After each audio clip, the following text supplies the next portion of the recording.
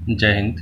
Geography की series को start करते हुए आज हम 7th क्लास की ज्योग्राफी जिसका नाम है हमारा पर्यावरण, इसका आज हम 7th लेसन देखेंगे जो है हमारा मानवीय पर्यावरण, बस्तियां, परिवहन एवं संचार। ठीक है, मानवीय पर्यावरण, बस्तियां, परिवहन एवं संचार।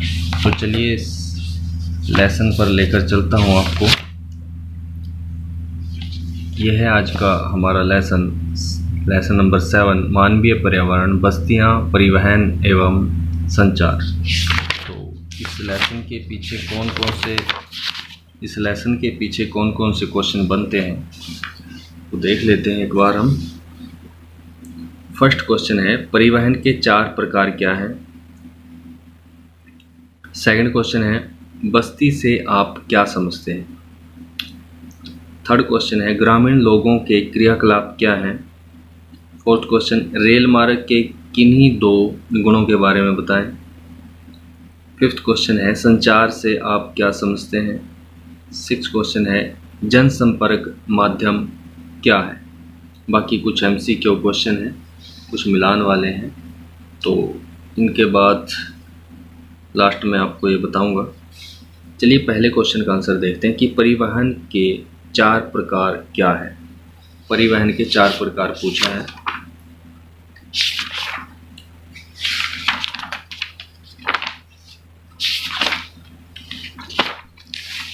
फर्स्ट क्वेश्चन का आंसर आप आ जाएं पेज नंबर 50 पर आ जाएं आप।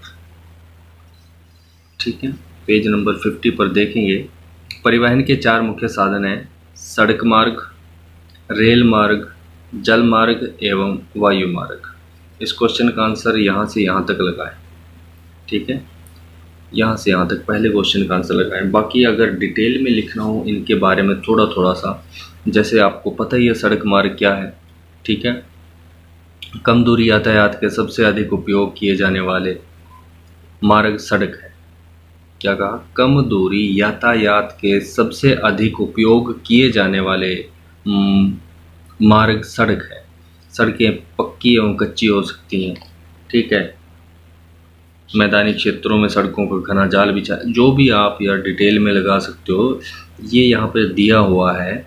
जितना भी आपको 1-2 लाइन लिखनी है वो लिख सकते हैं। ये पहला सड़क मार्ग हो गया, सेकंड रेल मार्ग है, ये सेकंड रेल मार्ग है। रेल मार्ग के बारे में आप बता सकते हो कि कम खर्चे पर हम लंबे सफ़र तय कर सकते हैं इसमें।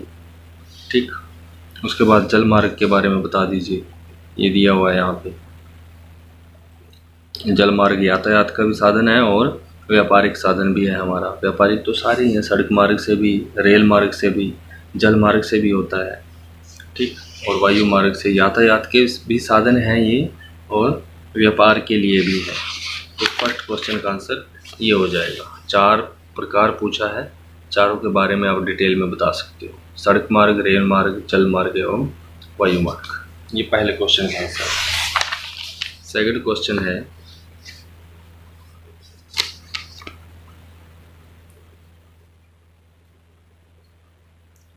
बस्ती से आप क्या समझते हैं। ठीक है, बस्ती से आप क्या समझते हैं, ये सेकंड क्वेश्चन है। सेकंड क्वेश्चन का आंसर देखते हैं। जहाँ से आपका लेसन शुरू होता है यहाँ पर आ जाएं, पेज नंबर 47 पर। ये यहाँ पर देखिए,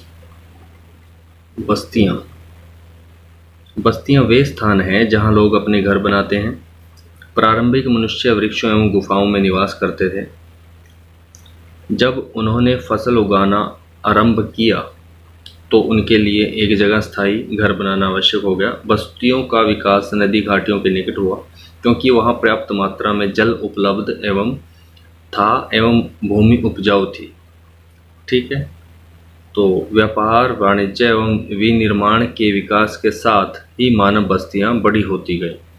तो आप जितना मर्जी बड़ा इस क्वेश्चन के आंसर को लगा सकते हैं। सिर्फ ये पूछा बस्तियां हैं क्या। बस्तियां वे स्थान हैं जहां लोग अपने लिए घर बनाते हैं। ठीक है, आप इतना भी लिख सकते हैं, बाकी थोड़ा सा और डिटेल में लिखना हो यहाँ तक तो आप लिखिए कि बस्तियाँ वे स्थान हैं जहाँ लोग अपने लिए घर बनाते हैं। उसके बाद आप ये यहाँ पर लिख लीजिए कि हाँ, बस्तियों का विकास नदी घाटियों के निकट हुआ।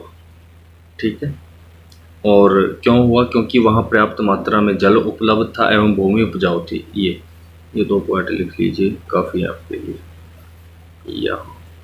यहाँ से लेकर यहाँ तक, ठीक है, और एक यहाँ से लेकर यहाँ तक, बस। बाकी जितना मर्जी लिख लीजिए इसमें से, ये टोटल सारा का सारा जो बस्तियों के बारे में लिखा हुआ है इसमें। ठीक है, बस्तियाँ स्थायी अस्थायी हो सकती हैं। जो बस्तियाँ कुछ समय के लिए बनाई जाती हैं उन्हें अस्थायी बस्तियाँ कहते हैं। ठीक, जितना मर्जी लिख लीजिए, कोई दिक्कत नहीं। मैंने आपको बता दिया कि इस क्वेश्चन का आंसर आपको यहाँ मिलेगा। ठीक, क्वेश्चन नंबर 3 देखते हैं।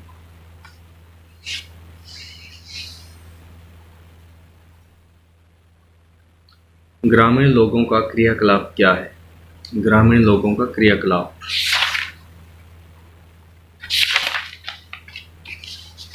पेज नंबर 48 पर आ जाएं।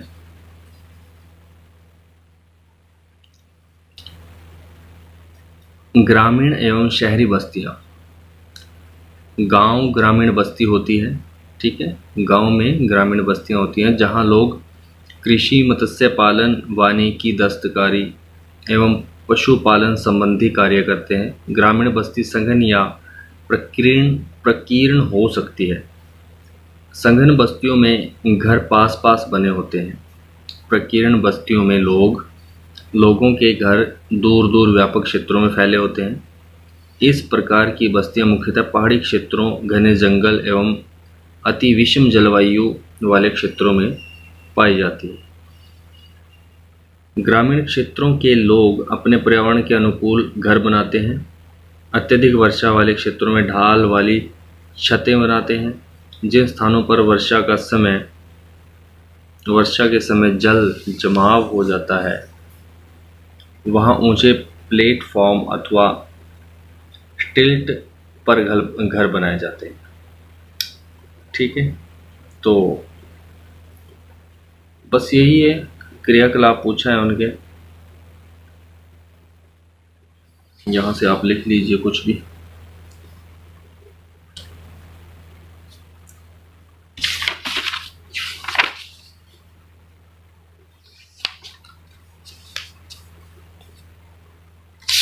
और तो नहीं है इसका आंसर कहीं पे।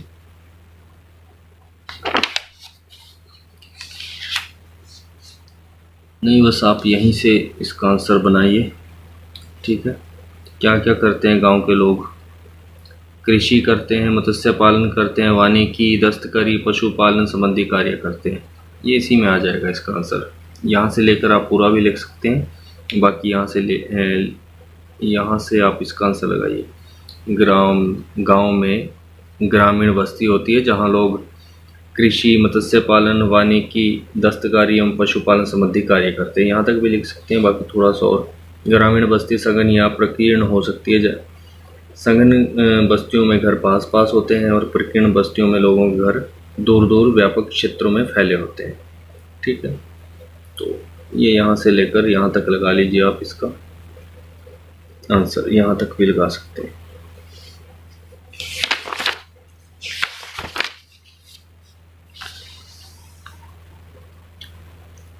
रेल मार्ग के किन्हीं 2 गुणों के बारे में बताएं। ठीक है, 4th क्वेश्चन है, रेल मार्ग के किन्हीं 2 गुणों के बारे में बताएं।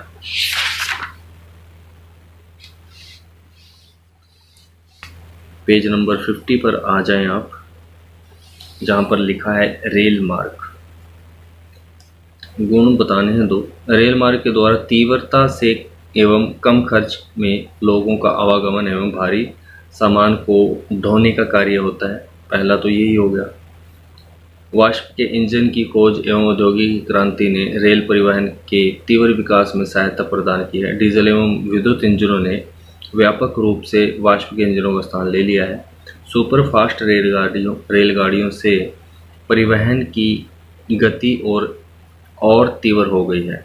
मैदानी भागों में रेल मार्गों का जाल व्यापक रूप से फैला है। उन्नत प्रौद्योगिकी कौशल से दुर्गम पहाड़ी क्षेत्रों में भी रेल मार्ग बनाना संभव हो गया है, लेकिन इनकी संख्या काफ़ी कम है। भारतीय रेल मार्गों का जाल भली भांति विकसित है। यह एशिया में सबसे बड़ा है। ठीक है, तो क्या है, एक तो तीव्रता से एवं कम खर्च में लोगों का आवागमन एवं भारी सामान को ढोने का कार्य हो जाता है रेल मार्ग के द्वारा। ठीक है, तीव्रता से और कम खर्च पर लोग लंबे सफ़र के लिए यात्रा कर सकते हैं। ठीक, पूछा यही गया था इसमें किन्हीं दो गुणों के बारे में, एक तो तीव्रता से और एक कम खर्च पर। खर्च कम पर लंबे सफ़र हम तय कर सकते हैं रेल मार्ग पर लोग, और अपना भारी सामान ले जा सकते हैं। बहुत ज़्यादा, अभी देखिए कितना कोयला है, बहुत ज़्यादा जो सामान है, भारी सामान ढोने के लिए रेल के बड़े बड़े डिब्बे होते हैं। ठीक है, उनमें बहुत भारी सामान को लाया जाता है। तो यही है कि एक तो मानव जो है लंबे लंबे यात्राएं कर सकता है कम खर्च पर। दूसरा, भारी सामान को ढोने के लिए, ठीक है, और कम खर्च पर ढोने के लिए रेल का उपयोग किया जाता है। तो इस क्वेश्चन का आंसर आप लगा लीजिए यहाँ से लेकर और यहाँ तक लगा लीजिए, कोई बात नहीं, ये इतना बन जाएगा आपके लिए। ठीक है, बाकी डिटेल में कुछ भी लिख दीजिए, पूरा पैसे पड़ा है आपके लिए।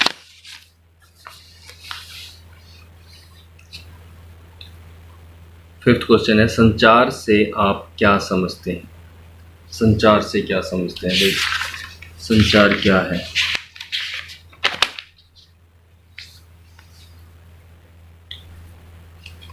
पेज नंबर 52 पर आ जाएं आप। ये संचार, ये लिखा हुआ है।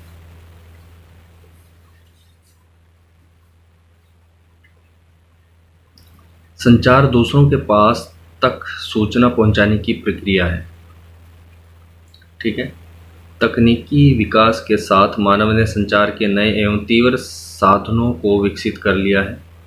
संचार तंत्र के विकास का वर्णन करता है। संचार के क्षेत्र में विकास से विश्व में सूचना क्रांति आई है। सूचना प्रदान करने के लिए, शिक्षा एवं मनोरंजन के लिए संचार के विभिन्न साधनों का उपयोग होता है। समाचार पत्रों, रेडियो एवं टेलीविज़नों के द्वारा हम बड़ी संख्या में लोगों के साथ संचार कर सकते हैं, इसलिए इनको जनसंपर्क कहते हैं। सैटेलाइट से संचार में तीव्रता आई है। तो संचार क्या है, यही पूछा गया है। संचार से आप क्या समझते हैं? तो बस ये लगा लीजिए यहाँ से लेकर इस क्वेश्चन का आंसर। संचार दूसरों के पास तक सूचना पहुँचाने की प्रक्रिया है। तकनीकी विकास के साथ मानव ने संचार के नए एवं तीव्र साधनों को विकसित कर लिया है। संचार तंत्र के विकास का वर्णन करता है। संचार के क्षेत्र में विकास से विश्व में सूचना क्रांति आई है। ठीक है, सिर्फ यहाँ तक लगा लीजिए आप। ये बन जाता है कि है क्या, दूसरों के पास तक सूचना पहुँचाने की प्रक्रिया है।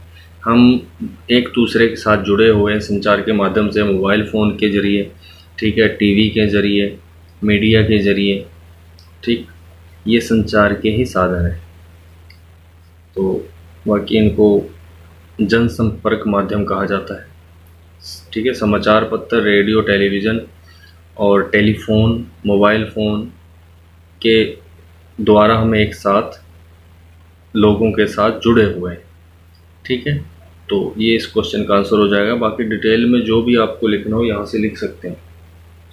ये फिफ्थ क्वेश्चन का आंसर है। क्वेश्चन नंबर 6 है, जनसंपर्क माध्यम क्या है? जनसंपर्क माध्यम क्या है? आपको यहीं पर आ जाए, ये जो मैंने अभी आपको बताया, इसको जनसंपर्क माध्यम कहते हैं। किसको? समाचार पत्रों, रेडियो एवं टेलीविज़न के द्वारा हम बड़ी संख्या में लोगों के साथ संचार कर सकते हैं, इसलिए इनको जनसंपर्क माध्यम कहते हैं। ये ठीक, यहाँ से लेकर और यहाँ तक लगाइए। 6 क्वेश्चन। तो बाकी कुछ MCQ क्वेश्चन है। इनमें से कौन संचार का साधन नहीं है? टेलीविज़न बिल्कुल है, पुस्तक भी है, मेज नहीं है, इसको करिए। इनमें से कौन सा सड़क का भूमिगत निर्माण है? भूमिगत फ्लाईओवर, ये तो ऊपर से एक्सप्रेस वे, ये भी ऊपर से सबवे, ये सबवे है भूमिगत, ज़मीन पर बनाया। किसी द्वीप पर पहुंचने के लिए निम्न में से कौन सा यातायात का साधन उपयुक्त है? जहाज होगा भाई द्वीप पर, क्योंकि समुद्र के बीच में होता है ना द्वीप, तो हम जहाज के जरिए जा सकते हैं। रेलगाड़ी नहीं है, कार भी नहीं है। अब तो तकनीक ऐसी आ गई है कि बड़े बड़े पुल, समुद्रों में बड़े बड़े पुल बनाए जा रहे हैं द्वीपों पे पहुंचने के लिए। लेकिन फिर भी बड़े बड़े जो गहरे सागर हैं वहाँ पर पुल बनाना बहुत ही मुश्किल है। मुश्किल क्या, नामुमकिन सा है। यातायात का कौन सा साधन पर्यावरण को प्रदूषित नहीं करता? कौन सा नहीं करता? साइकिल। बस भी करती है और जहाज भी, साइकिल नहीं करता। ठीक है, तो मिलान कर लेते हैं। इंटरनेट क्या है भाई? इंटरनेट संचार का एक साधन है। नहर मार्ग या अंतर्देशीय जल मार्ग है। नगरीय क्षेत्र जहां लोग उत्पादन, व्यापार एवं सेवा क्षेत्र में कार्य करते हैं। सघन बस्ती आसपास निर्मित घर वाले क्षेत्र है। ठीक है, ये आसपास वाले। तो ये 7th क्लास के क्वेश्चन के आंसर हमने देखे। नेक्स्ट वीडियो में हम 8वां लेसन देखेंगे, उसके आंसर को फाइंड करेंगे। तब तक के लिए जय हिंद।